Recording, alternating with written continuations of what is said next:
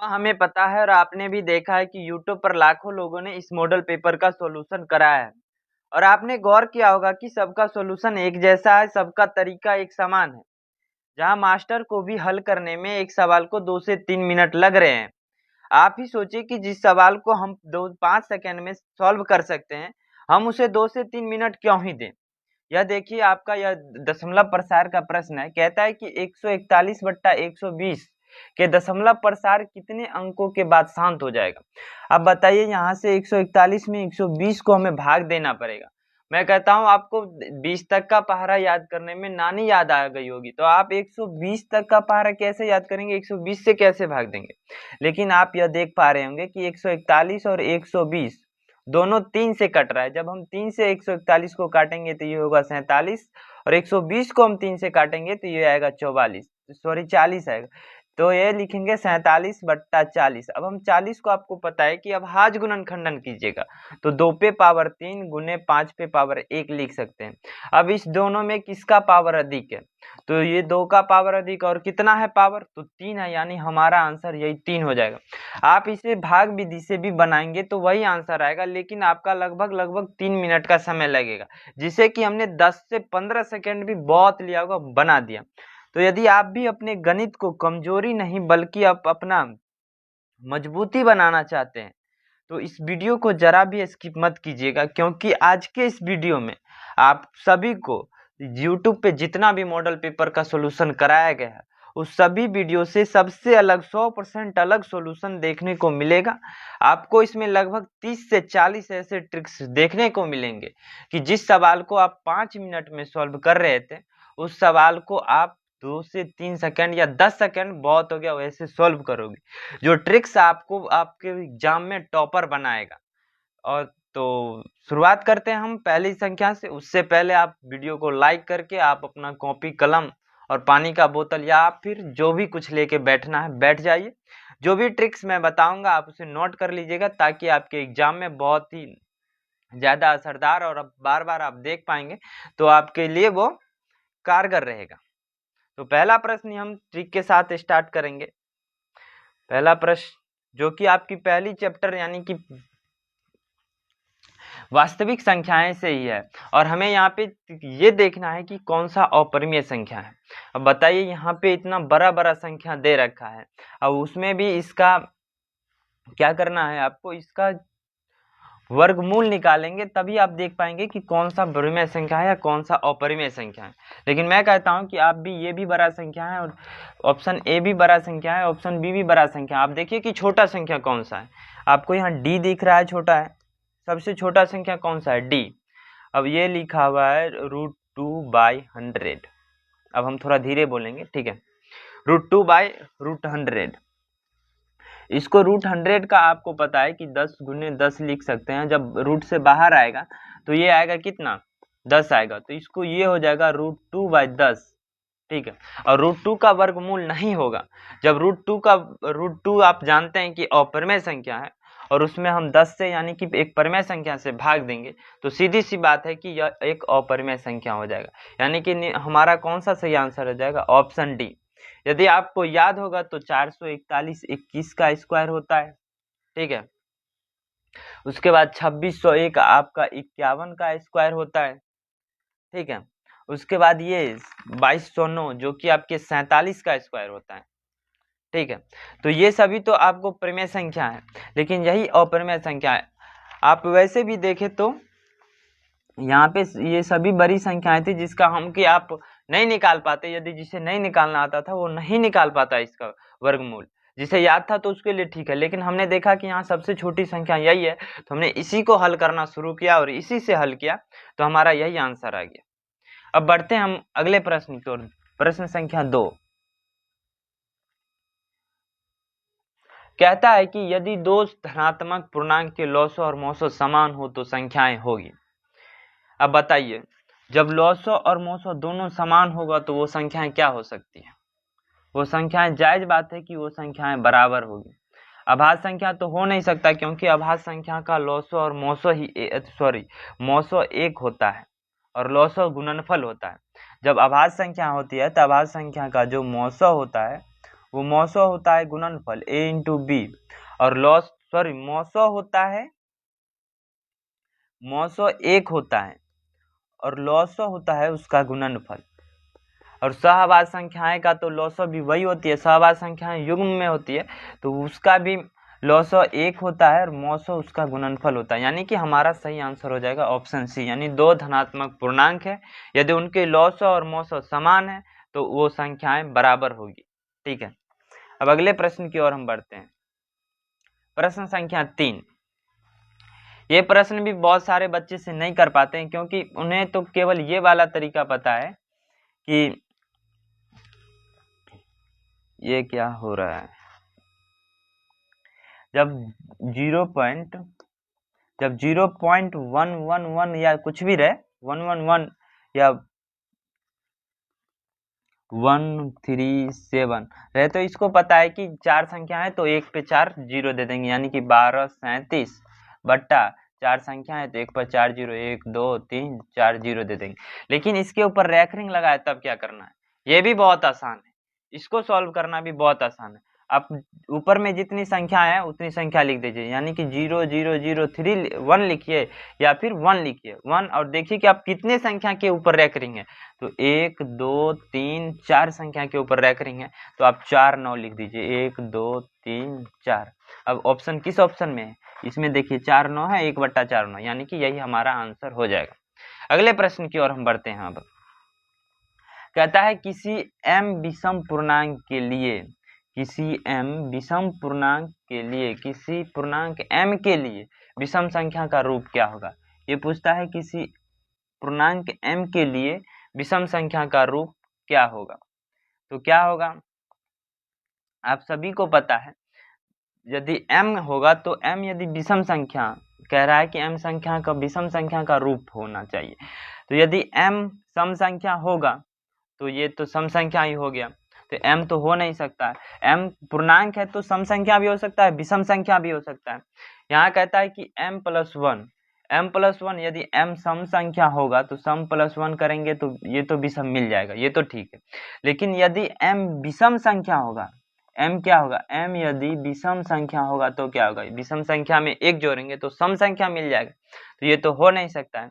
और कहता है 6m, अब पता है कि 6m यदि कोई भी संख्या है उसमें सम संख्या से गुना करेंगे तो सम संख्या ही मिलेगा, ये तो सम संख्या होगा, ये भी नहीं होगा, ये भी नहीं होगा, ये भी नहीं होगा, तो हमारा ऑप्शन एक ही बचता है, यही हमारा ऑप्शन आंसर हो जाएगा, यानी कि 6m+1। हमने m से गुना किया, ये वो सम संख्या हो या विषम संख्या हो, m हमने उसमें 6 से गुना किया तो यानी कि सम संख्या से गुना किया तो वो सम संख्या हो गया, और सम संख्या में एक जोड़ दिए यानी कि विषम संख्या जोड़े तो हमें विषम संख्या ही मिला। तो यानी कि जो m पूर्णांक के लिए जो विषम संख्या का रूप होगा वो 6m+1 के रूप का हो सकता है इस ऑप्शन के हिसाब से। ठीक है, अब आगे बढ़ते हैं पांचवें प्रश्न की ओर। पांचवा प्रश्न है, देखिएगा पहले आप भी खुद पढ़िएगा। कहता है कि a बराबर 3 इंटू 5, b बराबर 3 इंटू 5 इंटू 7 p, यानी 7 पे पावर p, और c बराबर 3 पे पावर 4 और गुने 7 पर पावर 3 का लॉसो इतना दिया हुआ है, तो p का मान पूछ रहा है। आपको पता है कि अभाज्य गुणनखंडन विधि से जब हम लॉसो निकालते हैं तो उन सभी संख्याओं को लेते हैं जो कि उसमें हो, यानी कि उसका सबसे अधिकतम मान ही लेते हैं। सबसे यदि 3 है तो 3 का सबसे अधिक पावर, यहाँ पे देखिए यहाँ पे 2 है, यहाँ पे 1 है और यहाँ पे 4 है, तो 4 को लिया है। ठीक है, हम भी जब निकालते हैं गुणनखंड तो क्या करते हैं, जो भी संख्या रहता है उसका अभाज्य गुणनखंडन का सबसे अधिकतम पावर लेते हैं। अब यहाँ देखिए 5 का पावर यहाँ पे 1 है और यहाँ पे 2 है तो 2 को लिया है। इसी प्रकार यहाँ 7 पे पावर 3 है, यदि 7 पे पावर 3 नहीं लिया है तो 7 पे पावर 4 लिया है, यानी कि जो यहाँ पे 7 पर पावर p है, यानी कि 7 पे पावर 4 रहा होगा तभी तो 7 पे पावर 4 लिया होगा, यानी कि p बराबर कितना हो जाएगा 4। यहाँ पे देखिए ये 7 पे पावर p है और 7 पे पावर यहाँ 4 है। जब सबका पावर अधिकतम लिया जा रहा है, यहाँ अधिकतम पावर 3 है, यदि 3 नहीं लिया गया है और 4 लिया गया तो इसका मतलब है कि यहाँ पे 4 ही होगा, तो ऑप्शन डी सही आंसर हो जाएगा। छठे प्रश्न की ओर बढ़ते हैं। कहता है कि इस प्रश्न में तो बहुत बड़े बड़े टीचर आपके फंस गए, जो कि बिहार बोर्ड के आजकल वो बड़े टीचर कहलाते हैं, वो भी फंस गए थे। कहता है कि √3 का गुणांक क्या होगा। √3 मतलब क्यूब अंडर 81 का गुणांक, प्रमेय गुणांक क्या होगा। तो आप पहले इसको लिख सकते हैं, √3 × 9 × 9, 81 है, 9 × 9। आपको नहीं लगता कि यदि एक और 9 का गुना होता तो इसमें बाहर 9 निकल जाता। तो यानी कि हमें कितना गुना करना पड़ा, √9 और रूट में यहाँ पे 3 दिया हुआ पावर में उसके, यानी कि क्यूब √9, यानी कि सही आंसर हमारा हो जाएगा ऑप्शन सी। 7वें प्रश्न की ओर हम बढ़ते हैं। ठीक है, 7वां प्रश्न में कहता है कि 36x⁵y, 54x⁴ इंटू y⁴ तथा 90x⁴ और y⁴ का मौसो x तथा y अभाज्य का मौसो है। ये जो है 90 तथा 90 का मौसो है, यानी कि हमें मौसो इसका निकालना है। अब मौसो कैसे निकालते हैं, सबसे पहले आप संख्या का मौसो निकालिए। इस संख्या को देखने से आपको पता चल रहा होगा 18, 36 और 36, 54 और 90। ये नहीं लग रहा है कि 18 का सब गुणज है। ये इसमें 18 से भाग लगाइएगा तो ये 2 बार में लग जाएगा, इसमें लगाइएगा तो 3 बार में लग जाएगा, और इसमें लगाइएगा तो 5 बार में लग जाएगा। यानी कि इस संख्या का जो मौसो होगा वो 18 होगा। 18 यानी कि 18 तो हमें निश्चित ही आना ही है। तो अब देखिए किसमें 18 आ रहा है, यानी कि इसमें आ रहा है। ये ऑप्शन हमारा सही हो सकता है, लेकिन आप सॉल्व करेंगे तो हमें आपको पता है कि मौसो लेने में, मौसो में हम सबसे छोटा पावर लेते हैं। मौसो में सबसे छोटा पावर x⁵ है, इससे भी छोटा कहीं है x⁴, यहाँ पे x⁴ है, तो हम क्या लेंगे, x⁴ लेंगे, सबसे छोटा पावर लेंगे। उसके बाद y है तो y⁴ है, यहाँ 3 है, यहाँ 4 है, तो क्या लेंगे, y⁴ तो यही हमारा आंसर क्या हो जाएगा, 18 x⁴ इंटू y², यानी कि ऑप्शन ये हमारा सही आंसर होगा। अब अगले प्रश्न की ओर बढ़ते हैं। 18 नंबर प्रश्न, 1440 बराबर 2p 3q इंटू 5r, तो p plus q minus r का हमें मान बताना है। तो सबसे पहले इसमें क्या करेंगे, क्या करना है आप ही बता सकते हैं? नहीं, 1440 का अभाज्य गुणनखंडन करेंगे। आप देखिएगा क्या इतना स्पीड आप कर पाइएगा। देखिए 1440 में 200 भाग लगाएंगे, 700 दूना 1400, 720, फिर 2 से लगाएंगे 360, फिर 2 से लगाएंगे 180, फिर 2 से लगाएंगे 90, फिर 2 से लगाएंगे 45, फिर 2 से नहीं लगेगा, अब लगेगा 3 से 15 बार में। 3 से कितनी बार में लगेगा, 3 से 15 बार में, फिर 3 से 5 बार, यानी कि 2 पे पावर कितना हो गया, 2 पे पावर हो गया 1 2 3 4 5, 2 पे पावर 5 गुने 3 पे पावर 1 2, 3 पे पावर 2 गुने 5 पे पावर 1, अब सॉरी 5 पे पावर 1 होगा, 5 पे पावर 1 या 5 ऐसे लिख सकते हैं। तो क्या निकल के आया, यहाँ देख सकते हैं कि P बराबर कितना निकल के आया 5, और Q फिर से हमें प्लस करना है, प्लस Q का मान 2 माइनस 1, तो 5 2 7 माइनस 1, यानी कि 6 हमारा किस ऑप्शन में है, ऑप्शन डी सही आंसर हो जाएगा। ठीक है, ये अब तो सिंपल प्रश्न था, अभाज्य गुणनखंडन करना था और उसका निकालना था। उसके बाद हम आपके बढ़ते हैं 9वें प्रश्न की ओर।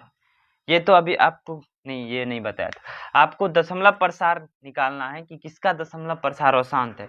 अब क्या करेगा सभी बच्चे की, हाँ बहुत आसान है, आराम से सब ऊपर से नीचे से ऊपर भाग देगा, नीचे से ऊपर सब में भाग देगा, और जिसका दशमलव प्रसार यानी कि जिसका दशमलव प्रसार नॉन रिपीटेड होगा वो अशांत हो जाएगा, जिसका रिपीटेड होगा वो क्या हो जाएगा, शांत हो जाएगा।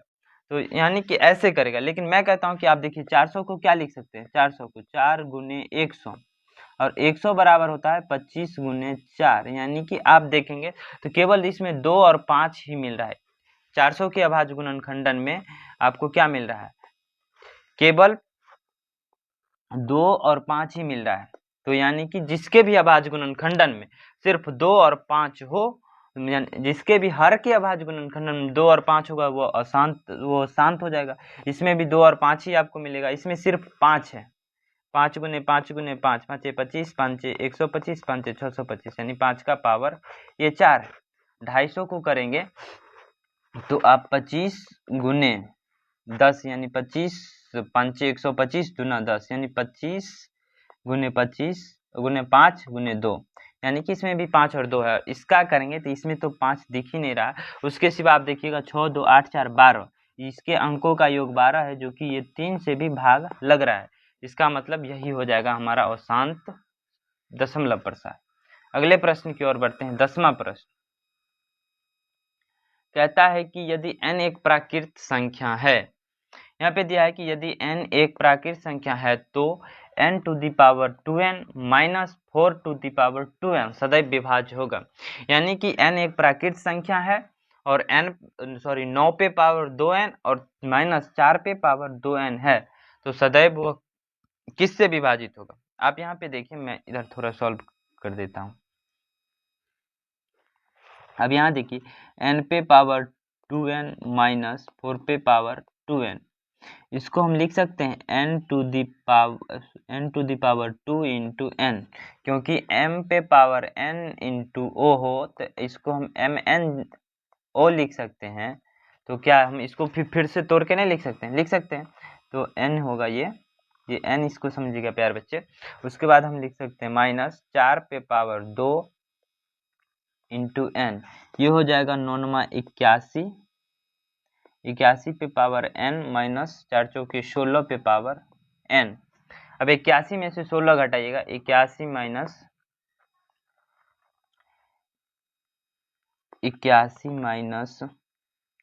16 वैसे कीजिएगा तो ये 65 आएगा, लेकिन मैं आपके लिए कर पा रहा हूँ।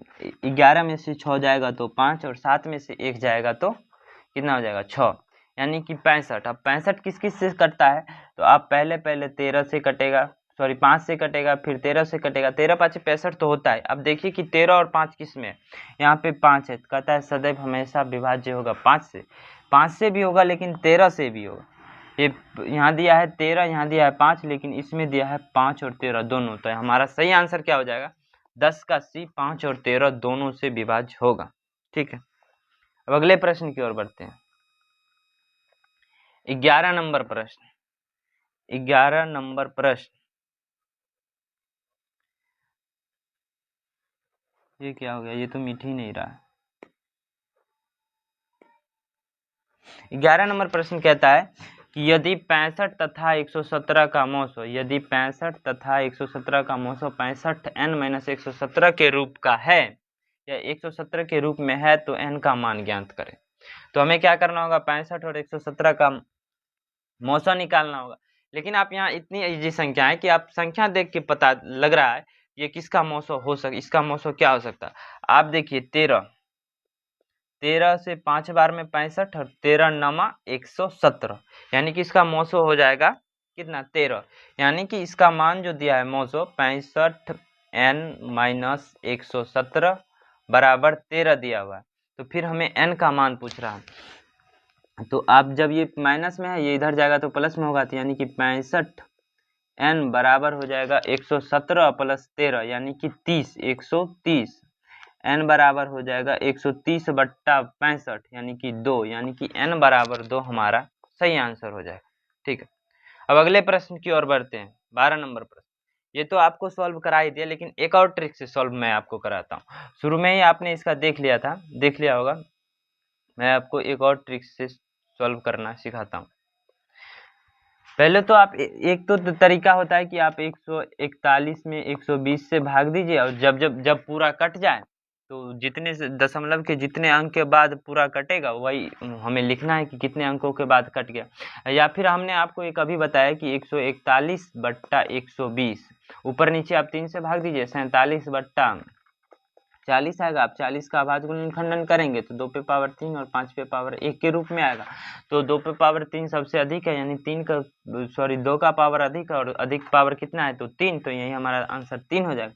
लेकिन मैं आपको एक और तरीका बताता हूँ, आप पूरा सीख के जाइए, क्योंकि देखिए आपको हमें पता है कि आप सब 10वां या 12वीं करेंगे, उसके बाद या तो कम्पिटिटिव एग्जाम की तैयारी करेंगे या फिर हो सकता है जेईई नीट जहाँ भी तैयारी करें वहाँ टाइम के साथ क्वेश्चन को सॉल्व करना बहुत आसान होता है। और एक तरीके से यदि आप वो केवल लंबी वाली तरीका जानेंगे तो आप नहीं सॉल्व कर पाएंगे। आप देखिए कि यहाँ रेलवे की एग्जाम होती है, वहाँ पे 100 क्वेश्चन के लिए मात्र 90 मिनट मिलता है, यानी कि एक क्वेश्चन के लिए 1 मिनट भी नहीं मिलता है, और आप यहाँ 3 से 4 मिनट में एक क्वेश्चन को सॉल्व कर रहे हैं, तो आप बताइए कभी कंपटीशन निकाल पाएंगे? तो यदि आप अभी से ही तरीका को सीखेंगे, अभी से ही तरीका को यदि लगाएंगे क्वेश्चन में, ट्रिक को जानेंगे, तो हो सकता है आप 1 से 2 साल में अपना तैयारी कर लेंगे और 1 से 2 साल में नौकरी ले पाएंगे। ठीक है, तो इसीलिए तरीका सीखना चाहिए। हमें जब सीखने की क्षमता है, हम तो बच्चे अब नहीं रहे, आप सब बच्चे नहीं रहे, तो आपको सीखनी चाहिए तरीका। ठीक है, जो ट्रिक समझाए, जो ट्रिक से क्वेश्चंस को बताए, उसे समझना चाहिए। अब एक तरीका और क्या होता है कि आप 141/120 कीजिए। ये तो एक बार आपने देखा कि ऊपर 3 से जब काटेंगे नीचे तो एक बार 47 से कट रहा है और एक नीचे कितना 40 से कट रहा है। अब क्या कीजिए कि आप ऊपर एक जीरो लगाइए, एक जीरो लगाइए, जीरो से जीरो कट गया। अब क्या बचेगा मेरे पास 47/4, फिर से एक जीरो लगाइए, फिर से जीरो लगाएंगे आप। तो ये जीरो जब लगाएंगे, अब ये 4 से कटेगा, 4 से कौन सी संख्या पूरी पूरी कटती है? तो अभी भी देखिएगा कि ये नहीं कट रहा है। 4 से कौन सा संख्या पूरी पूरी कटती है? जिसके इधर से इकाई स्थान पे यहाँ तो या तो डबल जीरो होना चाहिए या फिर 4 से कटने वाली संख्या होनी चाहिए। तो क्या यह संख्या 4 से कट रहा है? नहीं कट रहा है, क्योंकि 4 चौके 16, 4 पंचे 4 से लगाएंगे तो 4 एकम 4, फिर 3 जीरो, तो 4 7 28, 2 बच जाएगा, नहीं कटेगा। अब नहीं कट रहा है तो आपको क्या करना है? फिर से एक और जीरो लगाना। 2 जीरो ही ना हमें चाहिए, एक जीरो है ही अभी, तो एक जीरो और चाहिए, 2 जीरो लगा दीजिए। अब 4 से कट गया, 4 से अब ये पूरा 4 से हमें लगता क्या है कि हम जानते हैं कि 4 का नियम है या कि इकाई स्थान पे और दाहिने स्थान पे जीरो जीरो होना चाहिए, या फिर इकाई और दाहिने के स्थान पे 4 से कटने वाली संख्या होनी चाहिए। तो वो पूरा कट गया। तो आप देखेंगे कितना जीरो लगाया हमने शुरू से अंत तक, एक जीरो यहाँ लगाया, एक जीरो यहाँ लगाया और एक जीरो यहाँ लगाया। हमने कितना जीरो लगाया? 3 जीरो लगाया, यानी कि इसका मतलब है कि 3 अंक के बाद कट सकता है। हमने आपको समझाने के लिए इतना समय लिया, लेकिन हम कहते हैं कि बहुत हम जल्दी कर पाते। हम देखते हैं कि 120 है, ये ऊपर नीचे कटने पे 47/40 आ रहा है। एक जीरो लगाया तो हमने जीरो से जीरो काट दिया, फिर से जीरो लगाया तो देखा कि ये 4 से नहीं कट रहा है, फिर एक और जीरो लगाया, यानी कि 2 जीरो लास्ट में हो गया, 4 से कट गया, तो यानी कि हमें 3 जीरो लगाना पड़ा। तो यानी कि दशमलव अंक के 3 अंक के बाद, दशमलव के 3 स्थान बाद ये संख्या शांत हो जाएगी। ठीक है, चलिए अब अगले प्रश्न की ओर बढ़ते हैं। ये हमारा 13 नंबर प्रश्न होगा। ठीक है, 13 नंबर प्रश्न कहता है कि बहुपद px और qx का मौसो 6x-9 है।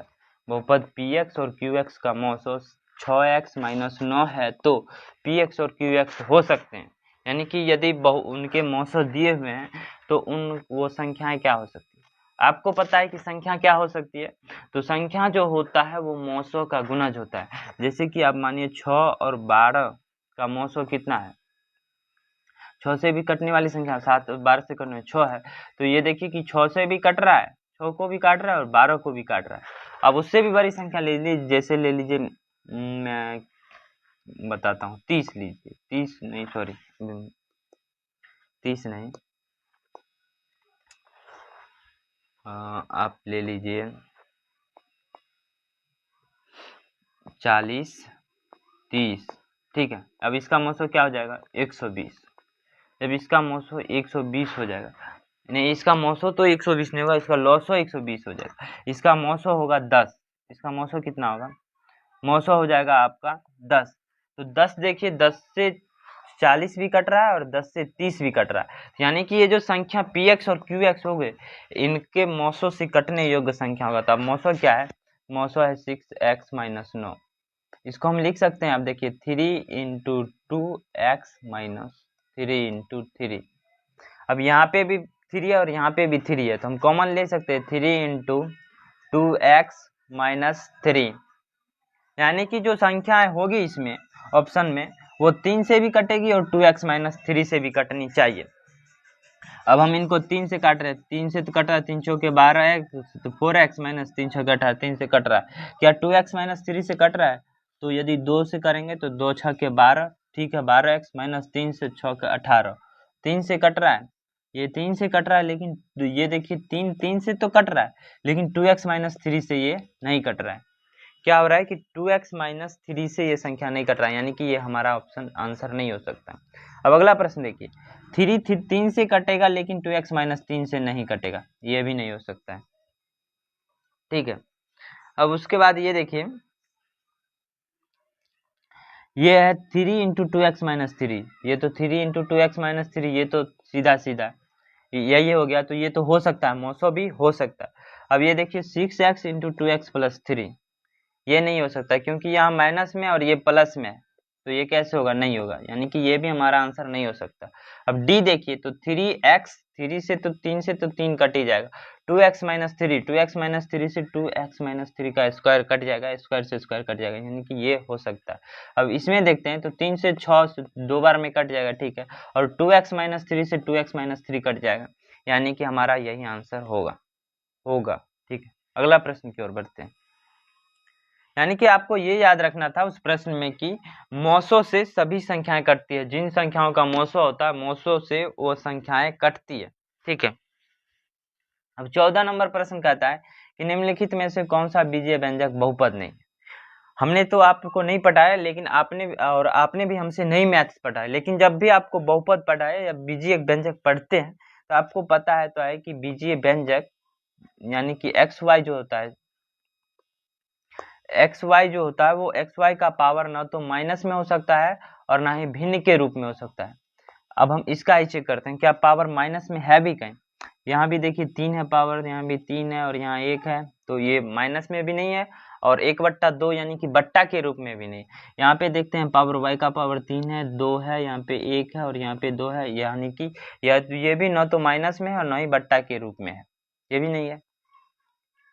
यदि ये है भी तो ये कट जाएगा, आप इसे सॉल्व करेंगे तो y पे पावर 2 है और यहाँ y पे पावर 3 है, तो एक बार में ये y पे पावर 1 आएगा और ये कट जाएगा। अब यहाँ देखिए y पे पावर 2 है और y रूट के अंडर y है, इसका मतलब हुआ कि y पे पावर 1/2 है, यानी कि ये बट्टा के रूप में आ गया, तो यानी कि यही आपका आंसर हो जाएगा, यानी कि यही जो है बहुपद नहीं होगा, ठीक है। और यहाँ पे भी देखिए y पे पावर 1 है और यहाँ पे 3 है, तो ये भी एक बार कट सकता है, ठीक है, लेकिन ये आपका कहीं से नहीं कटेगा, यानी क्योंकि y पे पावर 1/2 है और बट्टा के रूप में है, और आपको पता है, हमें पता है कि बीजीय व्यंजक में जो चर होती है उसका मान या वो पावर, उसका पावर हमेशा या तो बट्टा में नहीं होगा और ऋणात्मक नहीं हो सकता, हमेशा धनात्मक पूर्णांक ही होगा, ठीक है। अब अगले प्रश्न की ओर बढ़ते हैं, 15 नंबर कहता है कि यदि बहुपद 5y² माइनस y प्लस 25 के शून्य का अल्फा और बीटा है तो अल्फा इंटू बीटा और 1 प्लस अल्फा बीटा 1/अल्फा प्लस बीटा क्या होगा? अब इसको देखिए, अल्फा इंटू बीटा इंटू 1/अल्फा प्लस बीटा को लिख सकते हैं अल्फा बीटा बट्टा अल्फा प्लस बीटा, इसको लिख सकते हैं, ठीक है। तो अब अल्फा इंटू बीटा क्या होगा, यानी कि दोनों शून्यकों का गुणनफल क्या होता है, c/a, दोनों शून्यकों का गुणनफल क्या होता है, c/a, यानी कि 25/5 होगा, 25 c/a, चाहे आप वहीं लिखिए c/a बट्टा बड़ी बट्टा alpha plus beta minus b/a, ठीक है।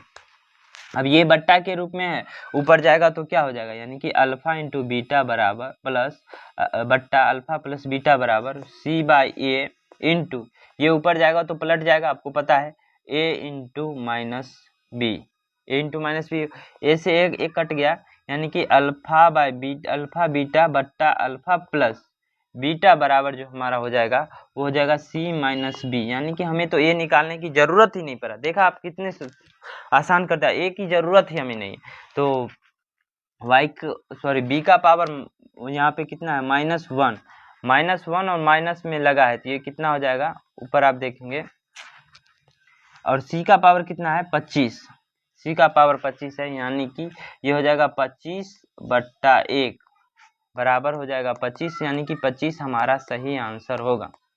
ठीक है, समझ गए आप। अगले प्रश्न की ओर बढ़ते हैं, 16 नंबर। यदि बहुपद px का शून्यक 5 है तो निम्नलिखित में से px का गुणांक, निम्नलिखित में से कौन px का एक गुणनखंड है? क्या बोला है कि px,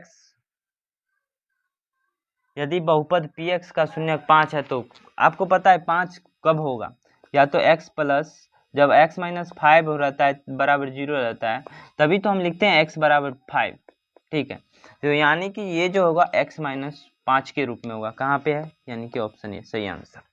17 नंबर प्रश्न। अब हम चलते हैं 17 नंबर प्रश्न की ओर। कहता है कि 2x² यानी कि यदि द्विघात बहुपद 2x² plus 7x plus p के शून्यक अल्फा और बीटा हैं, अल्फा तथा बीटा है तो alpha square plus beta square plus alpha into beta बराबर 21/4 है, तो p का मान बताइए। ठीक है, हमें यही बोल रहा है ना, p का मान बताइए। बहुत आसानी से हम निकाल देंगे इसको भी, और आप भी निकाल पाएंगे बहुत आसानी से। ठीक है, अब देखिए पहले आपको अल्फा प्लस बीटा का मान निकालना है। अल्फा प्लस बीटा बराबर क्या हो जाएगा? अल्फा प्लस बीटा बराबर क्या होगा? अल्फा प्लस बीटा बराबर हो जाएगा आपका -b/a। उसके बाद आप बताइए अल्फा इंटू बीटा कितना होगा? अल्फा इंटू बीटा कितना होगा? c/a। ये होगा आपका b/a, ये होगा आपका c/a। ठीक है, अल्फा इंटू बीटा। अब क्या कीजिए, अल्फा प्लस बीटा का स्क्वायर कीजिए, तो ये हो जाएगा alpha square plus beta square plus 2 into alpha beta बराबर बी स्क्वायर, यानी बी के मान में कितना है? -7 बट्टा 2 का स्क्वायर, 7/2 का स्क्वायर। ये निकल के आएगा अल्फा प्लस बीटा, ये 2 अल्फा है तो alpha plus beta, alpha square plus beta square plus 1 alpha का मान 21/4 दिया। इसको लिख सकते हैं 21/4 प्लस, अब अल्फा इंटू बीटा बराबर 49/4 हो जाएगा। ठीक है, 49/4। अब हम लिख सकते हैं अल्फा इंटू बीटा को, क्या लिख सकते हैं? अल्फा इंटू बीटा को लिख सकते हैं c/a, c/a जिसका वैल्यू है, c का मान है p और a का मान 2। ठीक है, बराबर ये 21/4 है, इधर जाएगा तो माइनस में होगा, यानी कि 49/4 माइनस 21/4। ठीक है, तो यानी कि p/2 इक्वल टू हो जाएगा 49 में से 21 जाएगा तो आपका 28, और 28/4 बराबर हो जाएगा 7, यानी कि p बराबर हो जाएगा, ये 2 उधर जाके गुना होगा तो 14, यानी कि ऑप्शन सी आपका सही आंसर होगा। ठीक है, अगले प्रश्न की ओर बढ़ते हैं, 18 नंबर प्रश्न। बहुपद x - 2 और x + 2 plus x + 3 into x + 1 का घात क्या होगा? आप सभी को पता है कि बहुपद का घात क्या होता है, तो बहुपद में चर राशि का सबसे अधिकतम घात जो होता है वही बहुपद का घात होता है। तो ये यहाँ पे सीधी सीधी नहीं दिया है, तो आप यहाँ x में x का गुना करेंगे तो ये x² आएगा, और यहाँ पे x3 पे x का गुना करेंगे तो ये x पे पावर 4 आएगा, यानी कि अधिकतम पावर 4 आए, यानी कि हमारा सही आंसर 4 हो जाएगा। 19वें प्रश्न की ओर बढ़ते हैं। बहुपद ay² by प्लस c बराबर a c है, a बराबर इज नॉट 0 का आलेख होता है, यानी कि ये एक द्विघात समीकरण, सॉरी द्विघात बहुपद है। इसका मतलब है आप सभी को पता है कि द्विघात बहुपद का जो आलेख ग्राफीय विधि होता है, सॉरी ग्राफीय आलेख जो होता है वो कैसा होता है? प्रबलय होता है। कैसा होता है? प्रबलय होता है। अगले प्रश्न, यदि किसी द्विघात बहुपद Rx बराबर Rx² plus Bx plus C के शून्यक 6 और -2 है तो B और C के मान क्रमशः हैं। यानी कि हमें बहुपद दे रखा है, उनके शून्यक दे रखा है, और उसमें कुछ चीजें हैं जिसका मान हमें निकालना है। ठीक है, कैसे निकालेंगे? बहुत आसानी से हम निकाल सकते हैं, और बहुत आसानी से ही हम निकालेंगे। अब यहाँ पे देखिए कहता है शून्यकों का योग। आप पहले देखिए अल्फा, ये जब शून्यक दिया ये इसको अल्फा मानते हैं, इसको बीटा मानते हैं, तो अल्फा प्लस बीटा बराबर क्या हो जाएगा? अल्फा प्लस बीटा 6 प्लस -2 बराबर 4। अल्फा इंटू बीटा क्या होगा?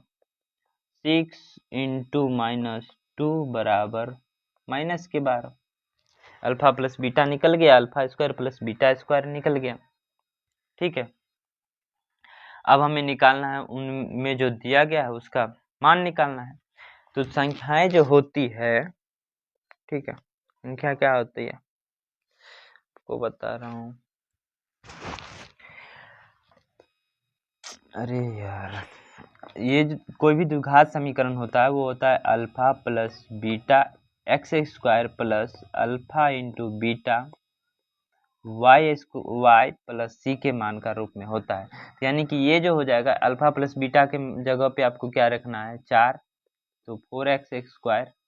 उसके बाद यहाँ पे क्या है, कहाँ गया कहाँ गया कहाँ कहाँ कहाँ कहाँ गया, बी के जगह पे हो जाएगा अल्फा इंटू बीटा यानी कि -12। ठीक है, और सी के जगह पे सी यानी 4x स्क्वायर -12। ठीक है, 4x square -12 y 12x plus 6 plus c. तो हमें यहाँ से किसका किसका मान पूछा, बी और सी के मान क्या होंगे, बी और सी के मान क्या होंगे।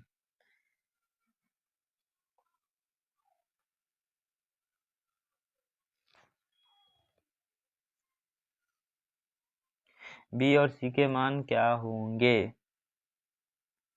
ठीक है,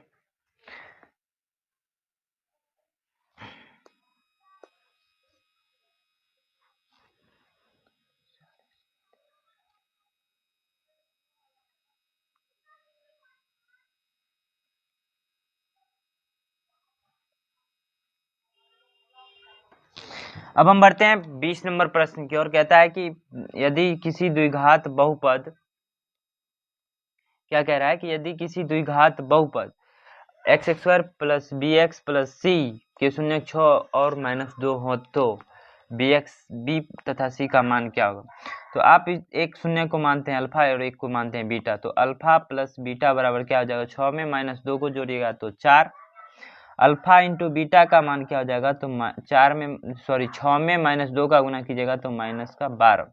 ठीक है, तो समीकरण क्या होता है, समीकरण होता है एक्स स्क्वायर प्लस, समीकरण बोलते हैं, बहुपद होता है X square plus alpha into beta Y plus alpha plus beta, और अब यहाँ हो जाएगा अल्फा इंटू बीटा। तो अल्फा प्लस बीटा की जगह पे आपको क्या, बी बराबर हो जाएगा अल्फा प्लस बीटा यानी कि 4, और सी की जगह अल्फा इंटू बीटा, सी की जगह पे क्या होता है अल्फा इंटू बीटा यानी कि सी बराबर हो जाएगा अल्फा इंटू बीटा बराबर -12। 4 और -12 किस में है, यानी ऑप्शन डी हमारा सही आंसर हो जाएगा। 21वें प्रश्न की ओर बढ़ते हैं। 3x पे पावर y और बराबर 3x पे पावर -3 पे पावर x प्लस y दिया है कि यदि 3 पे पावर x प्लस y बराबर 3 पे पावर x माइनस y के बराबर है तो y का मान निकालना।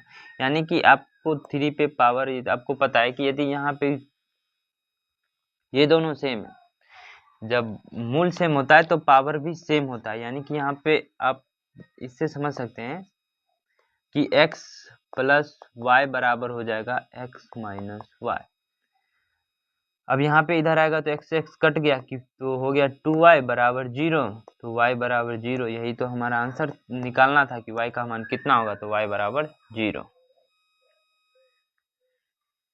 अब अगले प्रश्न की ओर, 22 नंबर प्रश्न, केवा प्रश्न है 22 नंबर प्रश्न। ठीक है, 22 नंबर प्रश्न कहता है कि यदि रेखाएं 5x प्लस ky बराबर 8 तथा 15x प्लस 6y बराबर 40 है तो k का मान ज्ञात करें। 40 समांतर है, यानी कि क्या है कि ये जो समीकरण दे रखा है इसमें आपको k का वह मान बताना है जिससे कि इनकी जो रेखाएं होंगी वो समांतर हो जाएगी। ठीक है, तो आपको पता है कि रेखाएं कब समांतर होती है, रेखाएं कब समांतर होती है, जब a1 बट्टा a2 बराबर होगा किसके, a1 बट्टा a2 बराबर होगा b1 बट्टा b2 के। अब यहाँ से हम a1 बट्टा a2 करेंगे तो a1 का मान 5 बट्टा 15 बराबर 1 बट्टा 3। अब b1 बट्टा b2 करेंगे तो ये हो जाएगा k/6, यानी इसके a1/a2 के बराबर होना चाहिए, यानी कि 1/3 बराबर होगा k/6 के। तो k का मान हो जाएगा, ये इससे 2 से कट जाएगा 2 बार में, k ये 2 उधर जाएगा तो k बराबर हो जाएगा 2, यानी कि हमारा ऑप्शन ए सही आंसर हो जाएगा। ठीक है, आप देख रहे हैं कितने सेकंडों में प्रश्न उड़ रहा है। हाँ, ऐसे ही आपको प्रश्न आपको एग्जाम में भी उड़ाना है। ठीक है, क्या करना है कि ऐसे भी आपको प्रश्न एग्जाम में उड़ाना। अब फिर से वही सेम सवाल है, बस अलग बता दिया है। कहता है कि समीकरण युग्म 6x - 9y + 6 = 0 है, तो 18x - 27y + 15 = 0 का क्या हल कैसा होगा। हम निकालेंगे a1/a2, b1/b2 और c1/c2 निकालेंगे। तो पहले करते हैं 6 यहाँ पे हो जाएगा 18 बराबर होना, उसके बाद 9/1 ये हो गया 1/3। ठीक है, वैसे अलग अलग निकालते हैं। 9/27 ये भी हो जाएगा 1/3। उसके बाद है 6/15, 6/15 बराबर हो जाएगा 3 दूनी 6 और 3 5 15, 2/5, यानी कि a1/a2 बराबर हो गया b1/b2 का, लेकिन बराबर नहीं है c1/c2 का, c1/c2 बराबर नहीं है। तो क्या हो जाएगा आंसर, 23 नंबर प्रश्न का आंसर क्या होगा बताइए आप। तो ये भी क्या होंगे, ये भी इनफ्लेटिंग मैनी सॉल्यूशंस, यानी कि इसके भी अनगिनत हल होंगे, इसके भी अनगिनत हल होंगे। ठीक है, क्या होगा, तो इसका भी अनगिनत हल होगा। रेखाएं समांतर होगी, जब रेखाएं समांतर, आपने देखा कि 1/a2 बराबर b1/b2, इससे अगले प्रश्न में बराबर था, तो उसका रेखाएं कैसा था, समांतर था। जब रेखाएं समांतर होती है तो हल कैसा होता है, अनगिनत होता है। ठीक है, अगला प्रश्न, यदि रैखिक समीकरण y = x है तो निम्नलिखित में से किस बिंदु से होकर गुजरेगी। यानी कि आपको ये ऐसा ग्राफ है और ग्राफ में जितना ही y का मान होगा उतना ही x का मान होगा, यानी x और y का मान हमेशा समान होना चाहिए। यदि ऋणात्मक होगा तो ऋणात्मक होगा, दोनों ऋणात्मक ही होगा। यदि धनात्मक होगा तो दोनों धनात्मक होगा। संख्याएं में यदि 2 है तो वही 2 होगा, यदि ये 4 है तो वो भी 4 ही होगा, यदि ये 3 है तो ये भी 3 ही होगा। यानी कि आप देखिए कि दोनों में सेम सेम कहाँ, यहाँ पे सेम तो है बट संख्या चिन्ह सेम नहीं है, ये नहीं हो सकता। ये 0 है, ये 5/2, ये नहीं हो सकता। 2/2 ये सही आंसर होगा। ये 1/2 1/2 दोनों बराबर है, लेकिन दोनों का चिन्ह समान नहीं है, ये नहीं हो सकता। 25 नंबर पर, यदि समांतर श्रेणी का nवां पद 3n + 8 है तो उसका सारवंतर क्या होगा। ठीक है, इसका सारवंतर निकालना बहुत आसान है। जब भी आपको nवां पद दिया हो तो उसका सारवंतर निकालने के लिए बोला जाए तो आपको क्या करना है, एक बहुत अच्छी ट्रिक्स बताता हूं मैं आपको। सारवंतर जो होता है, आपको रुक जाइए,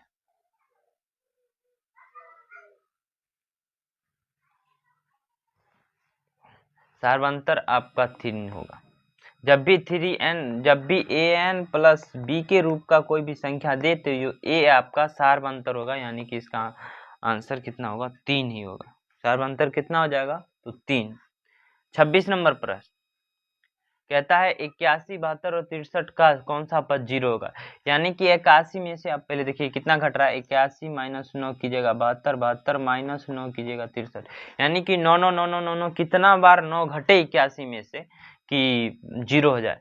तो आपको क्या करना है, 81 माइनस, मानते हैं कि x बार 9 घटा और 0 हो गया, x बार 9 घटा और क्या हो गया, 0 हो गया। तो यानी कि 81 बराबर हो गया 9x और x बराबर हो गया 9, तो 9 1 ये हो गया, और एक पद 81 है तो एक इसमें जोड़ देना, यानी कि 10वां पद जो होगा वो 0 हो जाएगा। 10वां पद क्या होगा, 0 होगा। तो यानी कि क्या करना है, जब भी आपको दे दे कि इस समांतर श्रेणी कौन सा पद 0 हो जाएगा, आपको क्या करना है, क्या जो भी संख्या पहली संख्या बट्टा उसका जो अंतर होगा उससे भाग दे दीजिए, 9 + 1 कर दीजिए 10, यही आपका आंसर हो जाएगा। ठीक है, अगला प्रश्न, कहता है कि यदि एपी का 17वां पद 11वें पद से 6 अधिक है, 17वां पद 11वें पद से 36 अधिक है। अब देखिए 11 है, उसके बाद 12 13 14 15 16 17, एक बार बढ़ा, 2 बार बढ़ा, 3 बार बढ़ा, 4 बार बढ़ा, 5 बार बढ़ा, 6 बार बढ़ा। 6 बार बढ़ा तब 17 पे पड़ा और सब बार समान बढ़ा होगा, यानी कि 36 को 6 से भाग देना है बराबर 6, यानी कि हमारा ऑप्शन बी सही आंसर हो जाएगा 36 का। 27 नंबर प्रश्न का 6। ठीक है, देख रहे हैं आप कितने आसानी से उड़ रहा है प्रश्न। ठीक है, अगला प्रश्न, 1 + 3 + 5 के n पदों तक का, यहाँ पे 1 है, 3 है, 5 है, आपको कुछ समझ में आ रहा है? ये क्या है? विषम संख्या। ये सभी 28 का जो भी है सबके सब विषम संख्या है, तो विषम संख्या का योग जो होता है वो होता है n²। विषम संख्या का योग क्या होता है? तो n², यानी कि आपका ऑप्शन ए जो होगा वो सही आंसर होगा। 29 नंबर प्रश्न कहता है x 9y x, 9, y, y, 25 समांतर श्रेणी में है तो x का मान ज्ञात कीजिए। दो संख्या एक बार 9 से बढ़ा तो y और y से बढ़ा तो 25, लेकिन बढ़ा कितना? तो अब घटाइए 25 - 9 बराबर 16। ये 2 बार बढ़ा तो 16 बढ़ा और दोनों बार सेम बढ़ा तो कितना बढ़ा? 16/2 बराबर 8।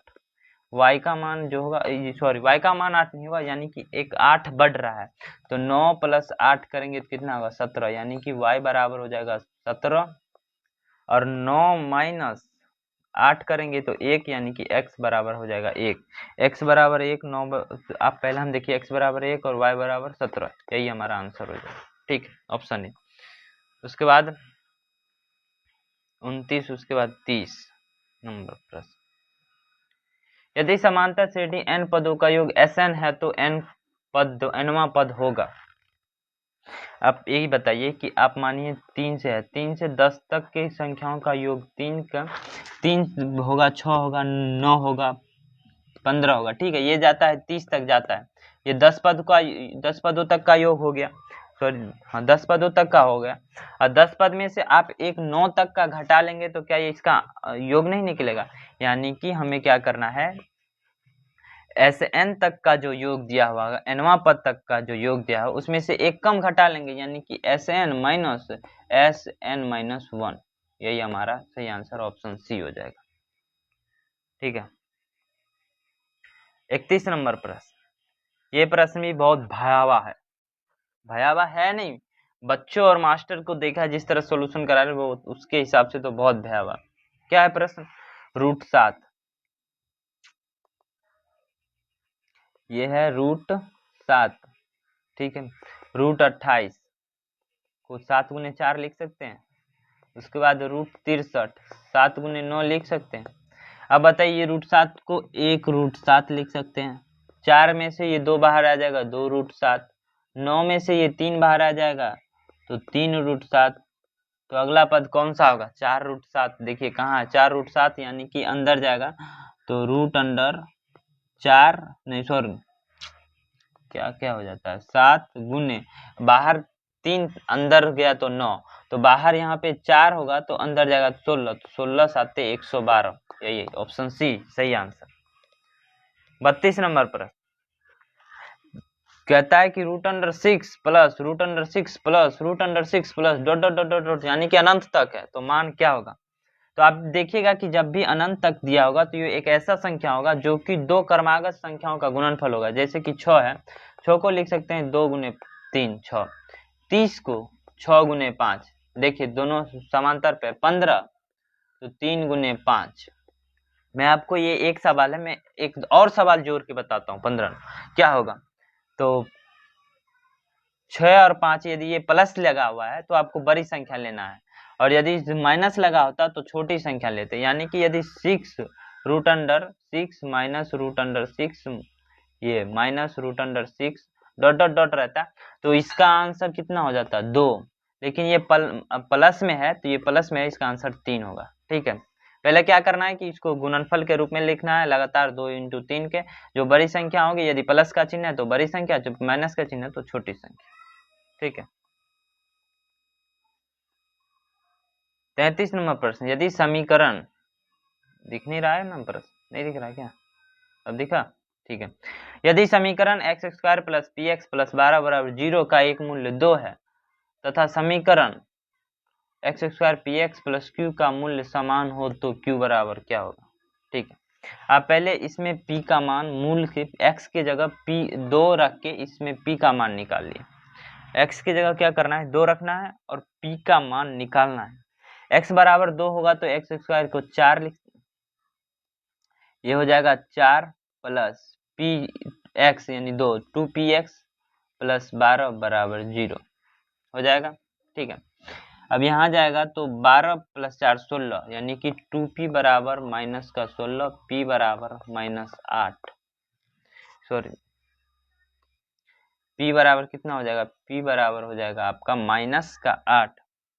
p बराबर कितना निकला, -8। अब इसमें p का मान रखिए तो x square plus -8x plus और माइनस यानी माइनस ही होगा। ठीक है, माइनस, मैं आपको इरेज करके बताता हूँ, -8x प्लस q बराबर 0। मूल बराबर क्या कहता है कि मूल समान है, मूल समान है तो b स्क्वायर माइनस 4ac बराबर 0 होगा। b के जगह क्या है 8, 8 का स्क्वायर कीजिएगा तो 64, ये माइनस में है लेकिन स्क्वायर कीजिएगा तो 64 यानी कि प्लस में आएगा। -4, a का मान 1, a बराबर 1 और उसके बाद बोला है c का मान तो q है तो 4c हो जाएगा। कितना हो जाएगा, 4q हो जाएगा। अब इसका हमको आंसर निकालना है, 4q इधर जाएगा प्लस में यानी कि 4q बराबर हो जाएगा 64, q बराबर हो जाएगा 16, सॉरी क्या लिखवा देते हैं, लिखा जाता है 4q बराबर हो जाएगा, अभी बताता हूँ, अरे 4q बराबर हो जाएगा 64 और q बराबर हो जाएगा 16। किसमें है, ऑप्शन डी सही आंसर 33। देख रहे हो मिनट मिनट में सवाल उड़ रहा है। 34 नंबर प्रश्न, यदि समीकरण x स्क्वायर माइनस एक्स बराबर k इंटू 4x माइनस के 4x माइनस 1 के मूलों का योग शून्य है तो k का मान ज्ञात करना। यानी कि यदि ये समीकरण दे रखा है x स्क्वायर माइनस एक्स बराबर kx माइनस 4 के मूलों का योग शून्य, पहले तो आप इस समीकरण को सीधा करके लिखिए। ठीक है, समीकरण को सीधा मतलब कि जो जैसे जिस क्रम में होता है, आपको पता है कि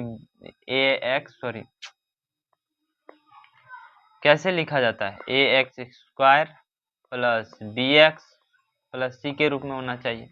तो पहले x स्क्वायर वाला को x स्क्वायर माइनस x, अब k को 4x से गुना कीजिएगा तो ये हो जाएगा और ये माइनस में इधर आ जाएगा तो k4x, k को माइनस से माइनस में गुना किया जाए तो माइनस के और इधर आएगा तो प्लस में के प्लस के। ठीक है, बराबर 0, कितना हो जाएगा बराबर 0, 34 नंबर।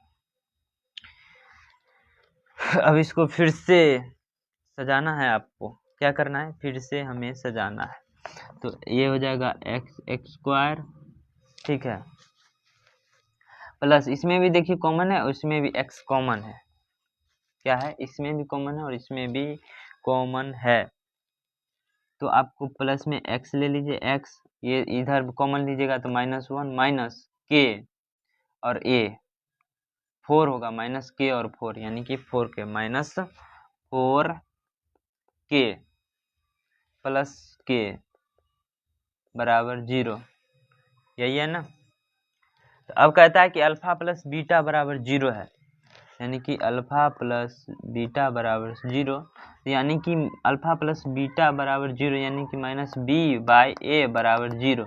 अब b का मान कितना है, यहाँ देखिए b का मान x और a का मान कितना है, नहीं b का मान तो यहाँ होगा ना, b का मान हो जाएगा,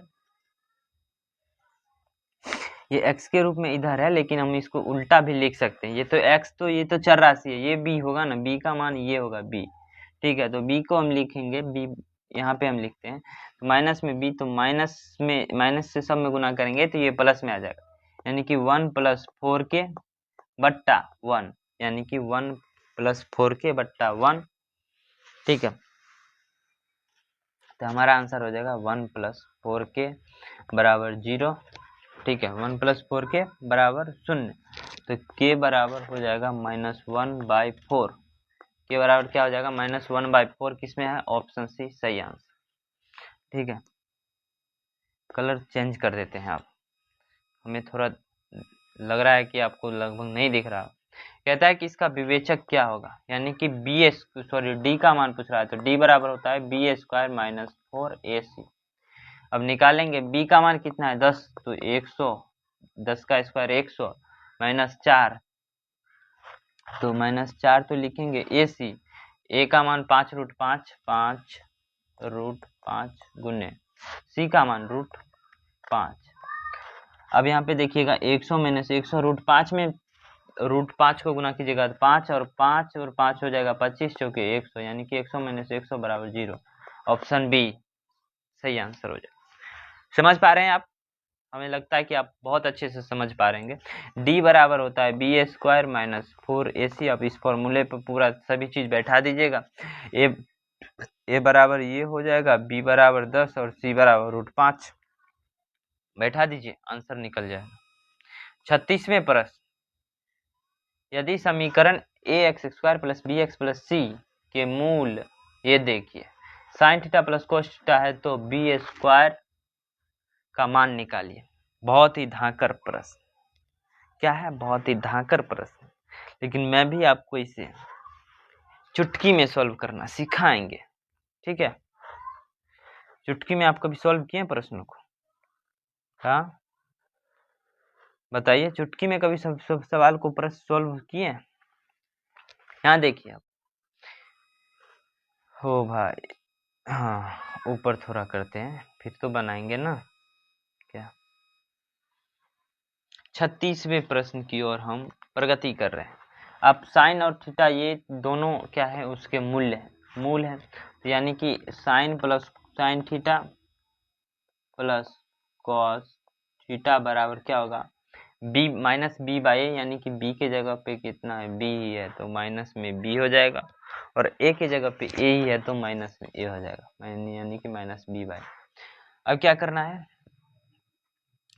sign theta into cos theta कितना होगा, यानी कि दोनों मूल्यों का योग। अब निकालते हैं दोनों मूल्यों का गुणनफल, sine theta into cos theta ये हो जाएगा सी बाई ए।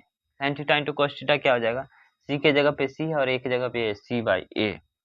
अब हमें चाहिए क्या, बी स्क्वायर चाहिए। अब देखिए इस इक्वेशन को देखिए, 1 साइन थीटा, यहाँ पे साइन थीटा, आप देखिए कि आपको कॉपी की भी जरूरत नहीं पड़ेगा, यदि आपको एग्जाम में इसी प्रकार से दे जाए तो आप उसी पे सॉल्व कर लेंगे। तो क्या है, sign theta plus cos theta का स्क्वायर कर दीजिए, स्क्वायर बराबर माइनस बी बाई ए का स्क्वायर, तो ये हो जाएगा sign square theta plus cos square theta plus 2 sign theta into cos theta बराबर बी स्क्वायर बट्टा ए स्क्वायर। अब ये आप देखिए, आपको त्रिकोणमिति का एक फॉर्मूला याद होगा, गुणनखंड वाला, sine square plus cos square theta, sine square theta plus cos square theta बराबर 1 plus 2 into sine theta into cos theta बराबर कितना होता है, c by a into 2c by a बराबर बी स्क्वायर बट्टा ए स्क्वायर होगा। हमें बी स्क्वायर का मान चाहिए, हमें क्या चाहिए, बी स्क्वायर का मान चाहिए। अब इस ए स्क्वायर को उधर भेजेंगे, इधर आएगा, तो ये हो जाएगा 1 से गुना होगा तो ए स्क्वायर प्लस इस 2 इंटू सी ए स्क्वायर बट्टा ए, तो ए से कट जाएगा बराबर बी स्क्वायर, यानी कि बी स्क्वायर का हमारा जो मान निकलेगा वो ए स्क्वायर प्लस 2ca होगा, या 2ac, हमारा आंसर यही होगा 2ac। किसमें है ए स्क्वायर प्लस 2ac, सी ए या ए सी, इसमें ऑप्शन ए सही आंसर। अगला प्रश्न समझ गए होंगे हमने क्या किया, पहले जब दोनों मूल दिया हुआ था दोनों का जोड़ किया, दोनों का गुणनफल किया, जो कि मूलों का योग होता है माइनस बी बाई ए, गुणनफल होता है सी बाई ए। तो हम फिर ने sign theta plus cos theta का स्क्वायर किया, sign square plus cos square theta plus 2 sign theta into cos theta बराबर बी स्क्वायर बटा ए स्क्वायर।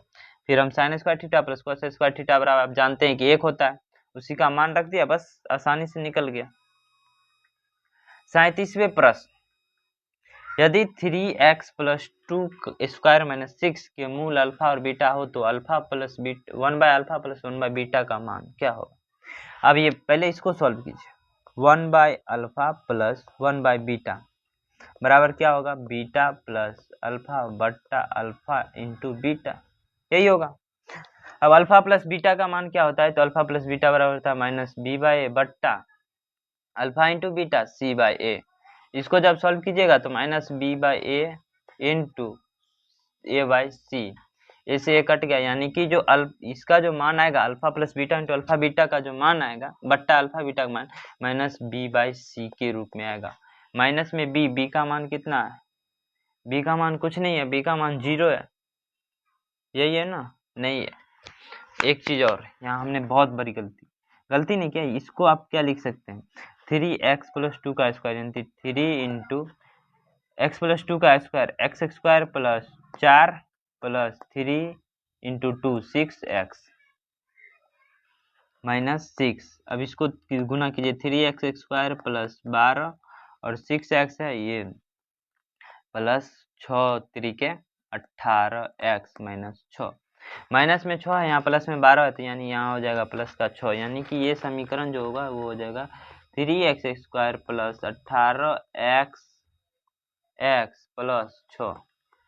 अब देखिए b का मान कितना है 18, तो माइनस में लेंगे -18, और c का मान 6, तो -18/6 बराबर -3, यहाँ पे भी लिख देंगे -18/6 बराबर -3।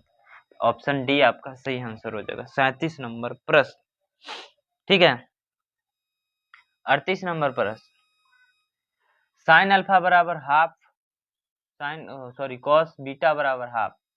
आपको पता है कि साइन 45 बराबर होता है 1/2, और कॉस 45 बराबर भी होता है 1/2, यानी कि अल्फा का मान हो गया 45 डिग्री और बीटा का भी मान हो गया 45 डिग्री, बराबर कितना हो जाएगा 90 डिग्री। हमारा सही आंसर क्या होगा 90 डिग्री, ए 38 का ए। 39 नंबर प्रश्न, cos square 77 degree minus ten square 13 degree, cosec square है, ये cosec square 77 degree minus ten square 13 degree plus 1, इसका आप सीधा मान लिख दीजिए 2, आंसर 2 ही आएगा। मैं आपको सॉल्व करके बताता हूँ, ठीक है। आपको पता है कि cosec square theta cot 90 minus क्या होगा, आप पढ़ेंगे कॉट 90 माइनस थीटा बराबर कितना होता है कॉसेक थीटा। तो कॉसेक 90 माइनस थीटा, यानी कि इसको लिख सकते हैं कॉसेक स्क्वायर 90 डिग्री माइनस कितना है 13 डिग्री बराबर हो जाएगा, क्या होगा हमारा, कॉसेक को कॉट से रिलेशन है ना, कॉसेक का किससे रिलेशन, तो कॉट से,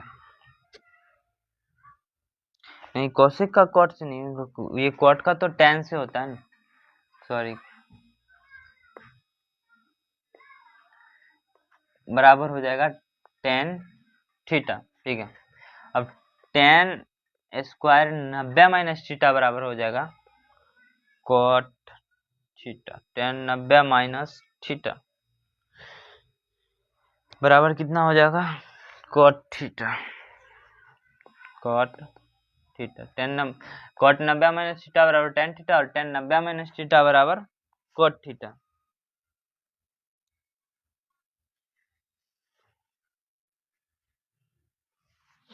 ठीक है, तो यहाँ पे आप इसको लिख सकते हैं कि कॉसेक स्क्वायर 77 डिग्री माइनस 10 की जगह कॉट लिख सकते हैं, कॉट का मान कितना में होगा तो 77 होगा, 90 माइनस 13 बराबर 70 माइनस कॉट स्क्वायर 77 डिग्री बराबर प्लस 1 कितना हो जाएगा +1। अब cosec square theta minus cot square theta आपको पता है कितना होता है 1, cosec square theta minus cot square theta एक फॉर्मूला पढ़ेंगे, 1 होता है ना, 1 और प्लस 1 कितना हो जाएगा 2 होगा ना, 2 ऑप्शन डी सही आंसर, ठीक है। अब अगले प्रश्न की ओर बढ़ते हैं। 40 नंबर प्रश्न। 40 नंबर प्रश्न क्या है? 40 नंबर प्रश्न। ए बराबर बी बराबर 45 डिग्री तो साइन ए प्लस साइन बी। तो साइन 45 का मान कितना होता है? साइन 45 का मान होता है 1/2। साइन 45 का मान 1/2 प्लस 1/2 बराबर 1 होगा। 40 का सी। 40 का सी यही होगा। साइन 45 का मान कितना होगा? 0, 30, 45। 0 डिग्री का मान 0, सॉरी ए, हाँ 0 डिग्री का मान 0 ही होता है। उसके बाद हो जाएगा 1/2 1/√2, यानी कि 1/√2 प्लस ये हो जाएगा। साइन 45 का मान होता है 1/√2 प्लस 1/√2 बराबर, ये दोनों तो √2 हो गया ऊपर में, यानी कि 1 + 1 2/√2। अब √2 से ऊपर नीचे गुना कीजिएगा तो ये हो जाएगा 2 आंसर। यहाँ भी अब क्या करना है? 2/√2 है, गुना कीजिए √2 से ऊपर फिर √2 से नीचे। √2 कट बराबर हो जाएगा 2 और ऊपर में 2√2, तो 2 से 2 कट गया, ऊपर में √2 बच गया। ऑप्शन बी होगा, सी नहीं होगा, ऑप्शन बी होगा भाई। ठीक है, सी नहीं होगा, ऑप्शन बी होगा। 41वां प्रश्न। Cosec 50 degree. कोसेक 50 डिग्री बराबर कितना होता है आपको पता है? कोसेक 50 डिग्री बराबर कितना होता है? तो कोसेक 50 डिग्री होता है सेक 90 माइनस थीटा बराबर कोसेक थीटा। कोसेक थीटा, तो यानी कि 90 माइनस थीटा बराबर कितना है? तो ये कोसेक थीटा हो जाएगा। तो सेक ये कोसेक 90 माइनस थीटा बराबर 50, तो थीटा बराबर कितना होगा? उधर जाएगा तो 90 माइनस 50 बराबर 40, यानी कि सेक 40 डिग्री होगा। सॉरी ये कॉट में है, सेक 40 कहाँ है? डी, सेक 40 डिग्री क्या हो जाएगा? 41 प्रश्न नंबर का सेक 40 डिग्री सही आंसर। उसके बाद है 42 नंबर प्रश्न। कहता है कि यदि 4a/3 20 डिग्री तो सेक 3a का मान। आप पहले 4a/3 यहाँ से a का मान निकाल लीजिए। ये 3 का गुना इधर होगा तो यानी कि 4a बराबर हो जाएगा 60 डिग्री। तो a बराबर कितना हो जाएगा? 15 डिग्री। a बराबर 15 डिग्री, तो 3a बराबर कितना हो जाएगा? 3a बराबर हो जाएगा 45 डिग्री। तो सेक स्क्वायर 45 डिग्री का मान हमें निकालना है। किसका मान निकालना है? तो सेक स्क्वायर 45 डिग्री का मान निकालना है। तो ये हो जाएगा सेक 45 का मान, सेक 45 का मान होता है √2, तो सेक स्क्वायर 45 का मान हो जाएगा √2 का स्क्वायर बराबर 2 सही आंसर। अब किस प्रश्न, अब कौन सा प्रश्न है? 43वें प्रश्न। ये भी प्रश्न बहुत अच्छा प्रश्न है। Sine 15 degree into sec 75 degree cos 15 degree into cosec 75 degree का मान हमें बताना है। किसका मान बताना है? साइन 15 डिग्री को वैसे ही हम रहने देंगे, साइन 15 डिग्री को साइन 15 डिग्री, सेक 75 डिग्री को हम लिख सकते हैं cosec 15 degree, cosec 15 degree plus cos 15 degree को वैसे ही हम रहने देंगे cosec 15 degree, sorry cos 15 degree into ये कॉसेक 15 डिग्री को हम बदल सकते हैं सेक 75 डिग्री। यहाँ भी होगा ये सेक, नहीं ये भी सेक 75 है तो ये 15 में आएगा सेक 15 डिग्री। ठीक है, क्या हो जाएगा? सेक 15 डिग्री, यानी कि हमें जो निकल के आया sine 15 degree into cos, cosec है cosec 15 degree plus cos 15 degree into sec 15 degree. आपको पता है कि साइन बराबर होता है, साइन बराबर होता है 1/कॉसेक, 1/कॉसेक। ठीक है, 1/कॉसेक। कॉसेक बराबर होता है, कॉसेक बराबर लिख सकते हैं कि 1/साइन। अब जब कॉसेक को साइन के रूप में बदलिएगा तो 1/साइन हो जाएगा, यानी कि ये कट जाएगा, देखिएगा sign 15 degree into 1/sin 15 degree लिख सकते हैं। ये कट जाएगा, ये भी कट जाएगा, तो बराबर में कितना होगा 1, और इसी प्रकार ये भी कट जाएगा, यानी 1 + 1 बराबर 2 आंसर होगा ऑप्शन ए 43 नंबर। ठीक है, ऑप्शन ए 43 नंबर। 44 नंबर प्रश्न, अब हम 44 नंबर प्रश्न सॉल्व करें। कॉट स्क्वायर 45 + 1 का स्क्वायर क्या होगा? कॉट स्क्वायर 45 + 1 का स्क्वायर क्या होगा? आपको पता है, पहले कॉट स्क्वायर 45 का मान निकालना है। क्या करना है? कॉट स्क्वायर 45 का मान कितना होता है?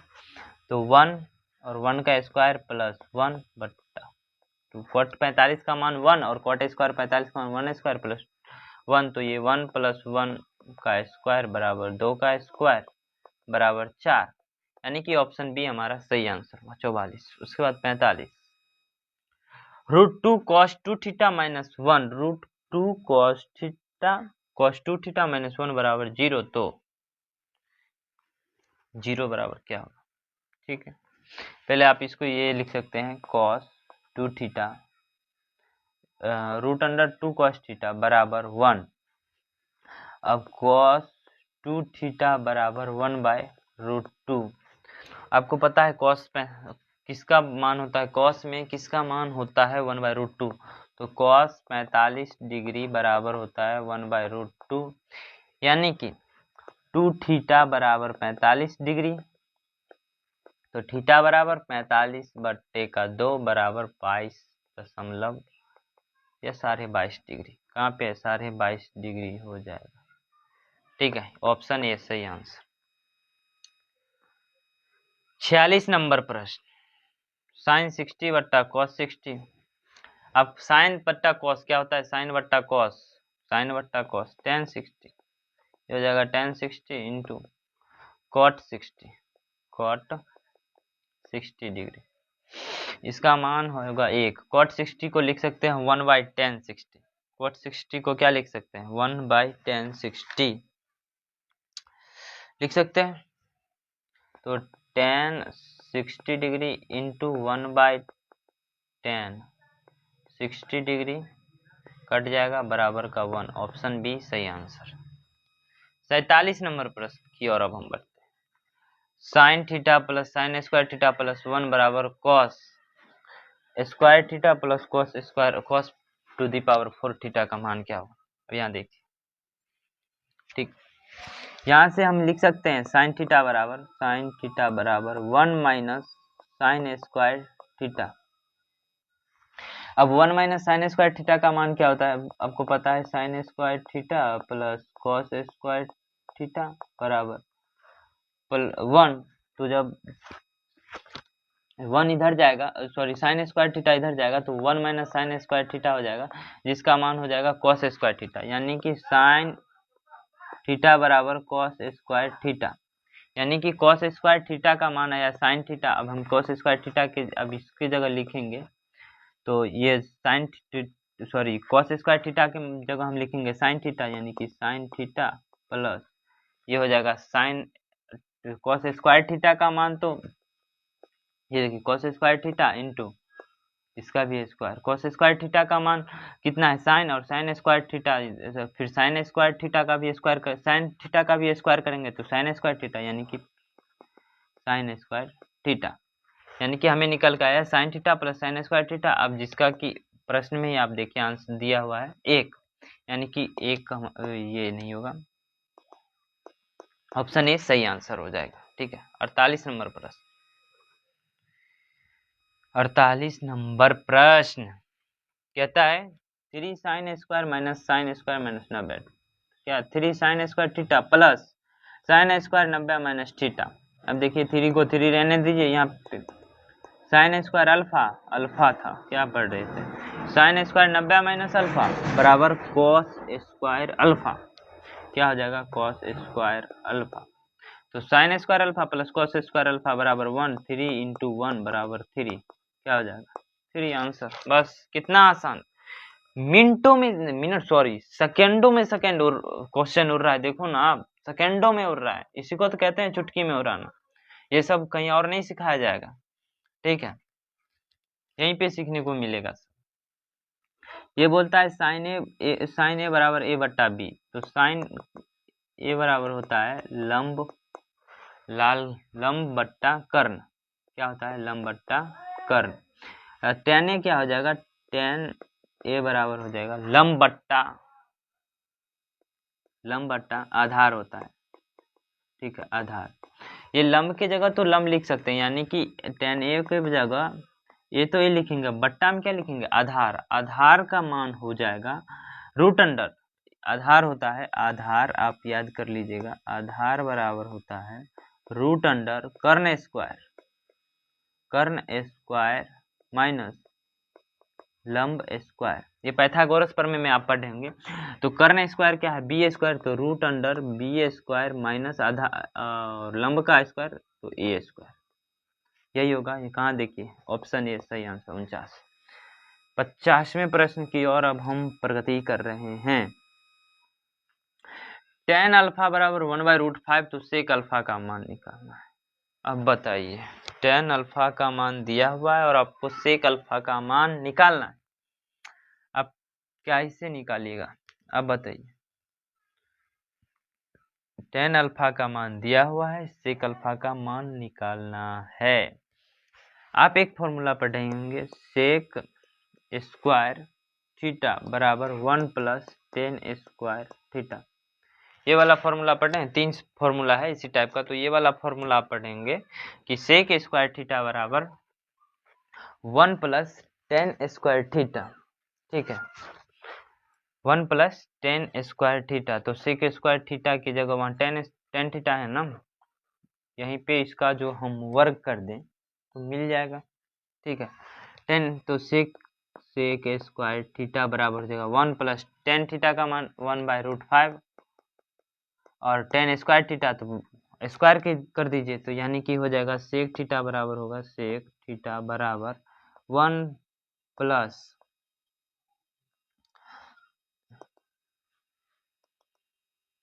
1 + 1 और 1/5। ये √5 का स्क्वायर होगा तो 1/5 होगा।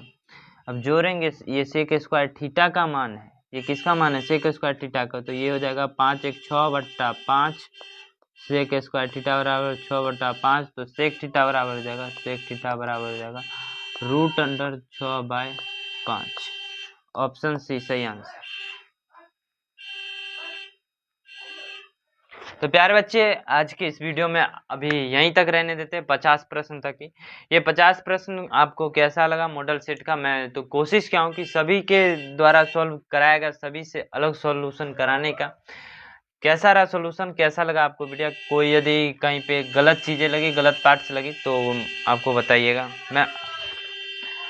मैं उसे सुधारने का कोशिश करूंगा। अगली वीडियो आपको किस टॉपिक पे चाहिए मैं बताऊंगा, लेकिन उससे पहले मैं जल्द ही आपके लिए अगले 51 से लेके 100 तक के सभी प्रश्नों का हल लेके आ रहा हूँ। ठीक है।